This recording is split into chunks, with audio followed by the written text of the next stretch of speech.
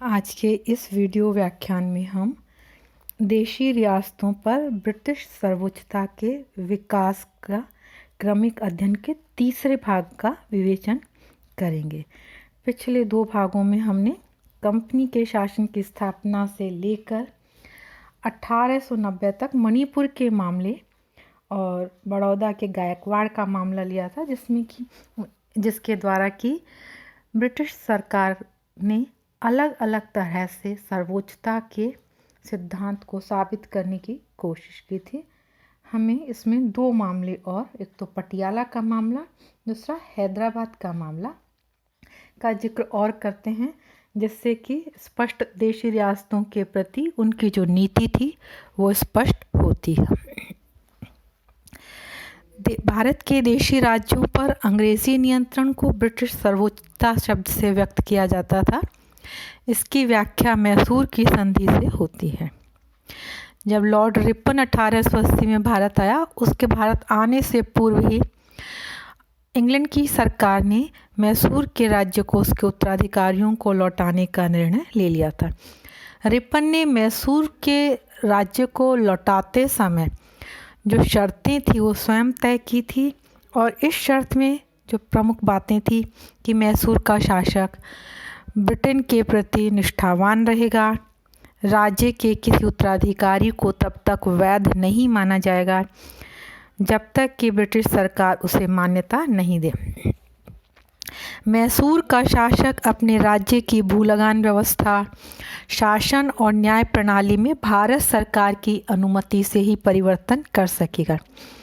इस संधि से इस नए सिद्धांत का प्रतिपादन हुआ कि देशी राज्यों में उत्तराधिकार तब तक वैध नहीं होगा जब तक ब्रिटिश सरकार स्वीकृति न दे दे। इसका अर्थ था कि देशी राज्यों के आंतरिक मामलों में ब्रिटिश सरकार का हस्तक्षेप निरंतर और निर्बाध रूप से, एक तो ये बात, दूसरी ये कि देशी रियासतें जो हैं निश्चित रूप से एक तरह से ब्रिटिश सरकार के सामंत की तरह हैं। दूसरा मामला जो हम देखते हैं वो है हैदराबाद के निज़ाम का। हैदराबाद के निज़ाम ने अपने प्रधानमंत्री सालार जंग को पदच्युत कर दिया था। चूँकि सालार जंग ने 1857 की क्रांति के समय अंग्रेज़ों के साथ भरपूर सहयोग किया था और वह ब्रिटिश सत्ता के प्रति निष्ठावान बना रहा था, अतः ब्रिटिश सरकार ने निज़ाम पर दबाव डालकर उसे पुनः प्रधानमंत्री बनाने के लिए कहा। इस अवसर पर वायसराय ने निज़ाम को यह कहा कि ब्रिटिश सरकार की सर्वोच्चता का अनिवार्य परिणाम है राज्य के आंतरिक मामलों में हस्तक्षेप का अधिकार, और यह अधिकार ब्रिटिश सरकार की रक्षा शक्ति के कारण है, क्योंकि वह राज्यों की रक्षा करती है।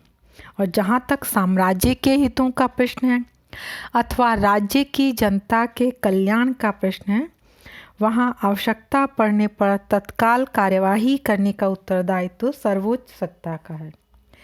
इस कथन से स्पष्ट हो जाता है कि देशी राज्य बाह्य व आंतरिक मामलों में पूर्ण रूप से ब्रिटिश सर्वोच्च सत्ता के अधीन थे। इसी तरह से पटियाला में ब्रिटिश सरकार रेलवे का विस्तार करना चाहती थी, लेकिन पटियाला का राजा इसका विरोध कर रहा था।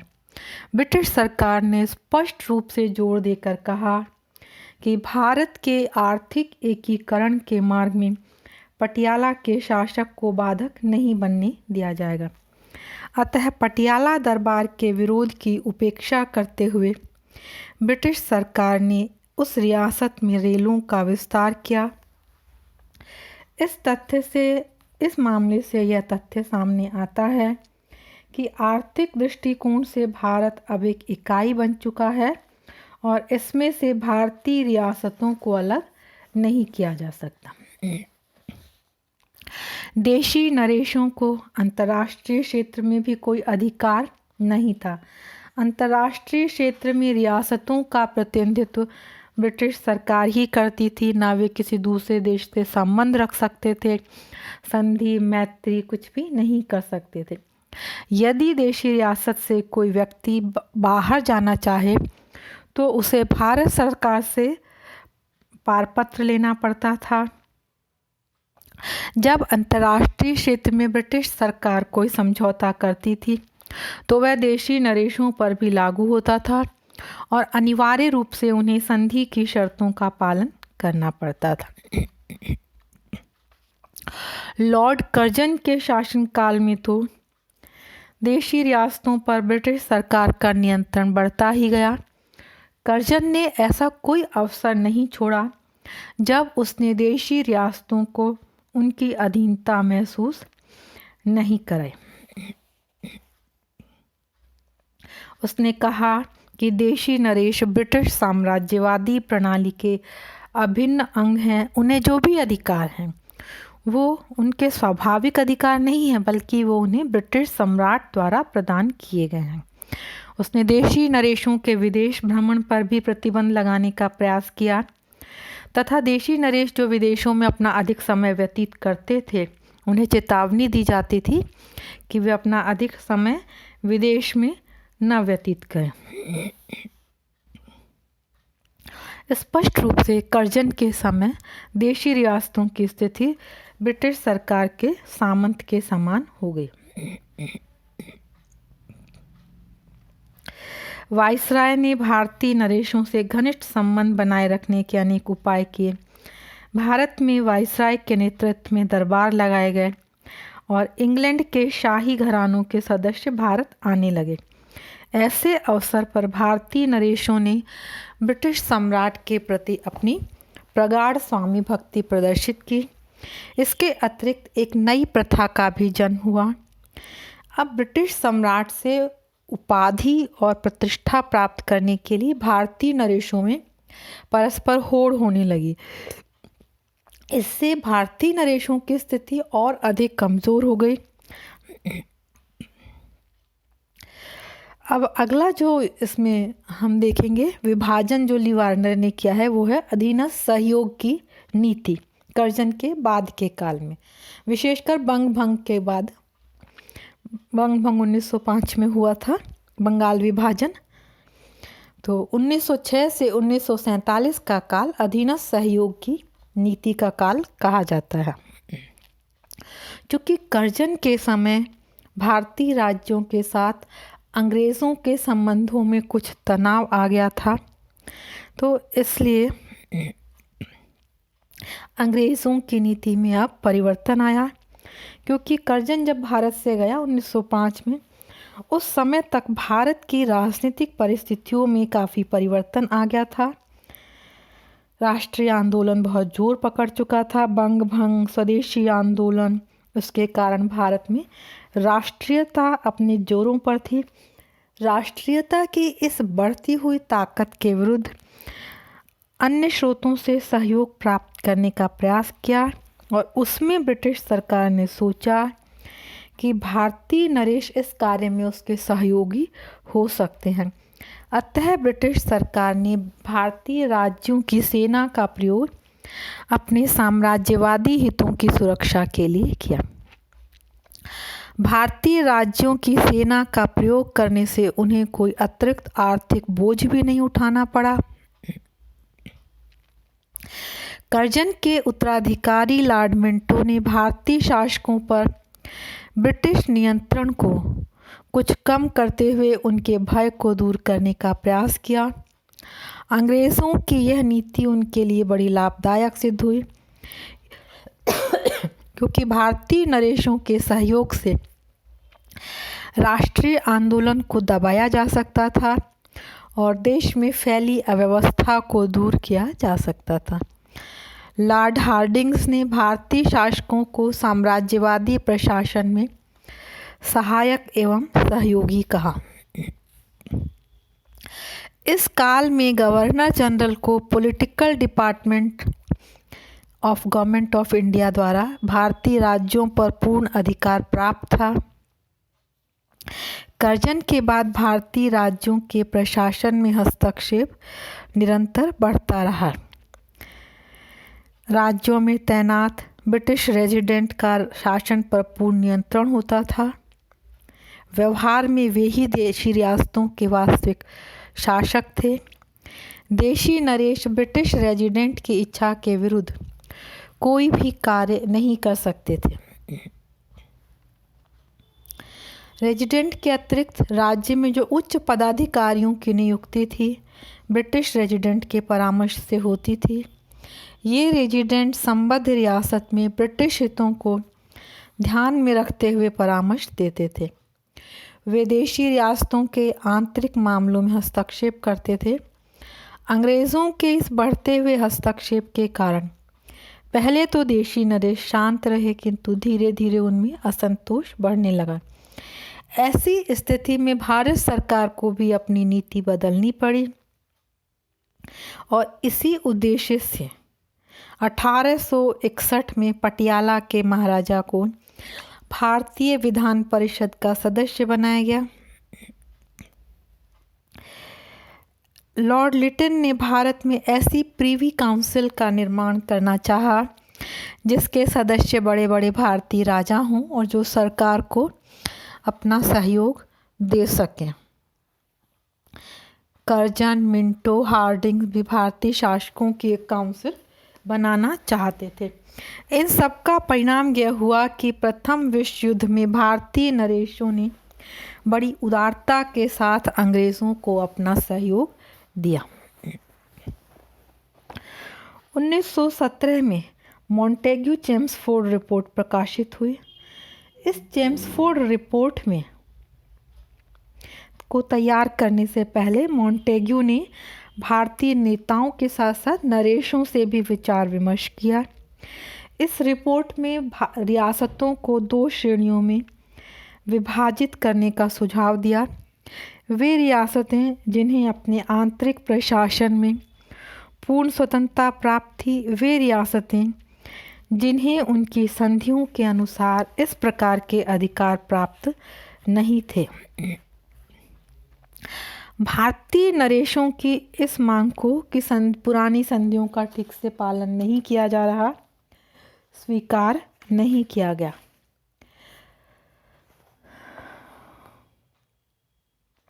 चेम्सफोर्ड रिपोर्ट में एक स्थायी काउंसिल ऑफ प्रिंसेस की व्यवस्था की गई और भारत सरकार अधिनियम 1919 के पारित होने के बाद 1921 में चैम्बर ऑफ प्रिंसेस की स्थापना की गई, जिसमें 121 सदस्य थे। 109 स्थान महत्वपूर्ण राज्यों को दिए गए और 12 स्थान छोटी रियासतों को दिए गए, लेकिन 320 रियासतों को कोई महत्व नहीं दिया गया। इसकी सदस्यता अनिवार्य नहीं थी, अतः मैसूर और हैदराबाद जैसी महत्वपूर्ण रियासतें इसकी सदस्य नहीं थी। इसका अध्यक्ष स्वयं वाइसराय होता था। यह संस्था किसी विषय पर वाद विवाद कर सकती थी, परामर्श दे सकती थी। इस संस्था का केवल यही लाभ था कि इसके माध्यम से भारतीय शासक एक दूसरे के साथ मिल बैठकर सार्वजनिक विषयों पर विचार विमर्श कर सकते थे। देशी रियासतें ब्रिटिश सरकार से असंतुष्ट होती थी, तब भी वे उनका विरोध नहीं कर सकती थी, क्योंकि अब ब्रिटिश भारत में चलने वाले राष्ट्रीय आंदोलन का प्रभाव रियासतों में भी पड़ने लगा था। रियासतें प्रतिक्रियावाद की गढ़ थी, अतः आंदोलनों से बचने के लिए साम्राज्यवादी शक्ति के साथ उनका गठबंधन करना आवश्यक था। ब्रिटिश सरकार भी देशी रियासतों को राष्ट्रीय आंदोलन के विरुद्ध रक्षा की द्वितीय पंक्ति के रूप में प्रयुक्त करने लगी तथा देशी नरेश को अपने हितों की रक्षा के लिए ब्रिटिश सरकार के साथ सहयोग करना आवश्यक मानते थे। इसलिए राष्ट्रीय आंदोलन के मार्ग में ये देशी रियासतें बहुत बड़ी बाधा सिद्ध हुई।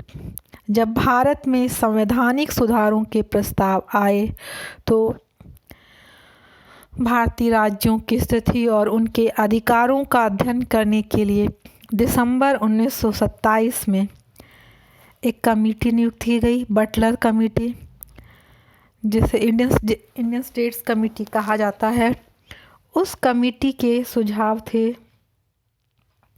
कि रियासतों के साथ व्यवहार करते समय वाइसराय ब्रिटिश क्राउन का प्रतिनिधि बने, न कि सपरिषद गवर्नर जनरल। दूसरा, क्राउन और देशी नरेशों के संबंधों में बिना राजा की नरेशों की राय के परिवर्तन नहीं किया जाए। रियासतों के प्रशासन में हस्तक्षेप वाइसराय के निर्णय पर छोड़ दिया जाए। देशी रियासतों व ब्रिटिश सरकार के मध्य जो झगड़े उठ खड़े हुए, उनकी जांच के लिए विशेषज्ञ समितियां नियुक्त की जाएं। ब्रिटिश भारत और देशी रियासतों के बीच आर्थिक संबंधों की जांच के लिए एक समिति नियुक्त की जाए। राजनीतिक अधिकारियों की भर्ती और शिक्षा का प्रबंध अलग से हो। बटलर समिति की रिपोर्ट की आलोचना की गई। सर एम विश्वेश्वरैया, जो कि मैसूर राज्य के दीवान थे, उन्होंने बटलर समिति की आलोचना करते हुए लिखा, भारतीय राज्यों की जनता के लिए भविष्य का कोई संकेत नहीं है। इसके प्रस्ताव सहानुभूतिहीन, अनैतिहासिक तो हैं ही, वैधानिकता तथा कानून भी शायद ही हो। उनकी दृष्टि में आधुनिक विचारों का अभाव है और उनमें निश्चय ही ऐसी चीज़ की कमी है जिससे कि किसी भी तरह का विश्वास जगता हो। CY चिंतामणि ने भारतीय राज्यों के जन सम्मेलन में बोलते हुए कहा, बटलर समिति अपने जन्म से बुरी थी, नियुक्ति के समय बुरी थी, जांच पड़ताल की शर्तें बुरी थी, कामकाज बुरा था, जांच का तरीका बुरा था और इसके निष्कर्ष भी बुरे थे। गोलमेज सम्मेलन में भारतीय राज्यों के प्रतिनिधि के रूप में राजाओं को आमंत्रित किया गया। राजाओं ने समस्त भारतवर्ष के लिए संघ बनाने के प्रस्ताव का समर्थन किया, लेकिन ब्रिटिश भारत और देशी राजाओं को मिलाकर संघीय विधान बनाने की समस्या अत्यंत जटिल थी। 1935 के अधिनियम में संघ में शामिल होने का प्रस्ताव राजाओं की इच्छा पर छोड़ दिया गया।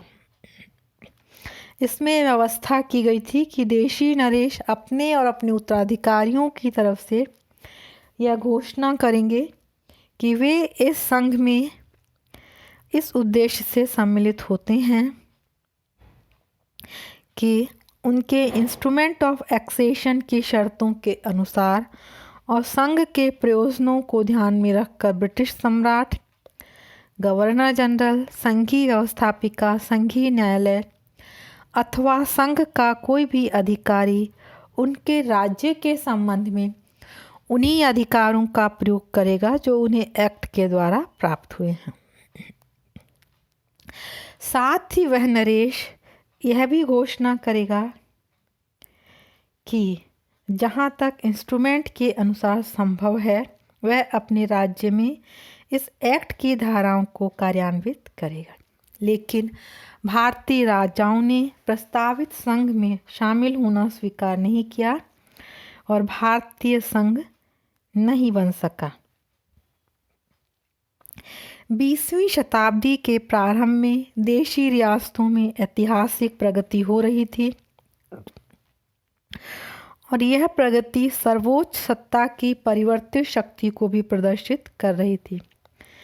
संपूर्ण भारत में आर्थिक, सामाजिक, सांस्कृतिक और राजनीतिक क्षेत्रों में परिवर्तन हो रहे थे। रेल तथा टेलीग्राफ लाइनें देश के एक कोने से दूसरे कोने को मिलाने लगी थी। सामाजिक सुधार हो रहे थे। पुरानी प्रथाओं और परंपराओं का बहिष्कार किया जा रहा था। लोग पश्चिमी शिक्षा की ओर आकर्षित हो रहे थे। फलस्वरूप देशी रियासतों में शिक्षा का विकास हो रहा था। इन सब कारणों से उनकी स्वतंत्रता कम हो रही थी। किसी भी प्रदेश में विद्यमान बुराई के लिए ब्रिटिश सरकार को उत्तरदायी समझा जाता था। रियासतों के आंतरिक प्रशासन पर अपने पूर्ण नियंत्रण को न्यायोचित सिद्ध करने के लिए कहा जाता था कि यह देश में शांति व्यवस्था और अच्छे प्रशासन के लिए आवश्यक है। कांग्रेस के तीव्र विरोध के कारण 1935 के अधिनियम द्वारा प्रस्तावित संघीय योजना को त्याग दिया गया था, किंतु भारतीय नरेशों को यह आश्वासन दिया गया कि उनकी इच्छाओं के विरुद्ध कांग्रेस के साथ कोई समझौता नहीं किया जाएगा। 1935 के अधिनियम के बाद उत्तरदायी सरकार की मांग जोर पकड़ने लगी। ब्रिटिश सरकार ने देशी नरेशों के निरंकुश शासन को बनाए रखने में भरपूर सहयोग दिया। 1939 में द्वितीय विश्व युद्ध प्रारंभ हो गया। इस युद्ध में कांग्रेस ने ब्रिटिश सरकार को किसी भी प्रकार का सहयोग नहीं दिया, लेकिन देशी नरेशों ने ब्रिटिश सरकार को पूर्ण सहयोग दिया। 1942 में भारत छोड़ो आंदोलन हुआ। उससे पहले क्रिप्स मिशन भारत आया और जब द्वितीय विश्व युद्ध की समाप्ति हुई तब तक ये स्पष्ट हो चुका था कि अब भारत में सत्ता हस्तांतरण के अलावा कोई विकल्प इंग्लैंड सरकार के पास नहीं है। 1945 में इंग्लैंड में आम चुनाव हुए, एटली की सरकार बनी और उसने भारत में सत्ता हस्तांतरित करने के उपायों पर विचार करने के लिए कैबिनेट मिशन भारत भेजा। कैबिनेट मिशन ने स्पष्ट किया कि भारत के स्वतंत्र होते ही ब्रिटिश सरकार और देशी नरेशों के पुराने संबंध समाप्त हो जाएंगे और उन्हें यह सलाह दी गई कि वे नए संघ में शामिल हों अथवा नए संविधान के निर्माण के लिए संविधान सभा में अपना प्रतिनिधि भेजें। जब अंग्रेज़ों ने 1947 में भारत का विभाजन किया, उस समय भी उन्होंने अपनी चालें नहीं छोड़ी। उन्होंने यह घोषणा की कि सर्वोच्च सत्ता भारत की नई सरकार को नहीं सौंपी जाएगी, बल्कि यह समाप्त हो जाएगी और देशी रियासतें अपनी इच्छा अनुसार चाहे जिस संघ में शामिल हो सकती हैं अथवा स्वतंत्र भी रह सकती हैं। तो आज़ादी के पश्चात 562 देशी रियासतें, उन्हें अंग्रेज़ों ने संघ में शामिल होने अथवा स्वतंत्र रहने की आज़ादी का अधिकार देकर नई भारत की सरकार के लिए एक जटिल समस्या उत्पन्न कर दी। परंतु नई सरकार में गृह मंत्री पटेल ने अपनी योग्यता के साथ तथा कुछ भारतीय नरेशों की स्वामी भक्ति के साथ भारत को छोटे छोटे टुकड़ों में बंटने से बचा लिया। हैदराबाद और कश्मीर ने अपना स्वतंत्र अस्तित्व बनाए रखना चाहा, लेकिन इन सब को हैदराबाद, कश्मीर, इन सब को जो है भारतीय संघ में शामिल कर लिया गया और एक संयुक्त राष्ट्र का निर्माण किया गया।